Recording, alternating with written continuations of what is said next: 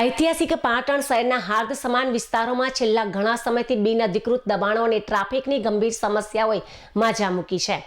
પાટણ નગરપાલિકાના સત્તાધીશોની ઉદાસીનતાના કારણે શહેરના મુખ્ય માર્ગો પર દબાણકર્તાઓ બેફામ કબજો જોવા મળી રહ્યો છે, જેનાથી રાહદારીઓ અને વાહન ચાલકોની હાલત કફોડી બની છે.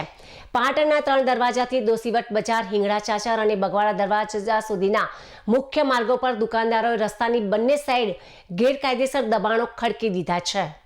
ટ્રાફિકની ભયાનકતાનો અંદાજ એ વાત પરથી લગાવી શકાય છે કે દોશીવટ બજારમાં ઇમરજન્સી સેવાની 108 એમ્બ્યુલન્સ વાન દર્દી સાથે લાંબો સમય ટ્રાફિકમાં ફસાઈ રહી હતી. આ ઘટનાને પાલિકાની કામગીરી સામે મોટા સવાલો પણ ઊભા કર્યા છે. પાટણ નગરપાલિકામાં મોટી વાતો કરતા સત્તાધીશો આ વિકરાળ સમસ્યા બાબતે મૌન સેવી રહ્યા છે. ટ્રાફિક પોલીસ અને ટીઆરબી જવાનો પણ દબાણ સામે લાચાર જણાઈ રહ્યા છે. ત્યારે પાલિકા કેમ કોઈ નક્કર કાર્યવાહી કરતી નથી તેવા પ્રશ્ન લોકમુખે ચર્ચાઈ રહ્યો છે. પાટણના બુદ્ધિજીવી નાગરિક અને વેપારી મંડળોની પ્રબળ માંગ છે કે પાટણ નગરપાલિકા કોઈ પણ જાતના મુહૂર્ત જોયા વગર જ પોલીસ તંત્રને સાથે રાખીને તાત્કાલિક અસરથી દબાણ હટાવો ઝુંબેશ શરૂ કરે.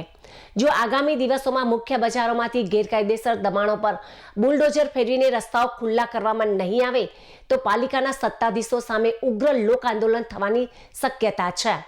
વહીવટી તંત્ર પોતાની સત્તાનો સદુપયોગ કરી જનતાને આ હાલાકીમાંથી મુક્તિ અપાવે તે અત્યંત અનિવાર્ય છે.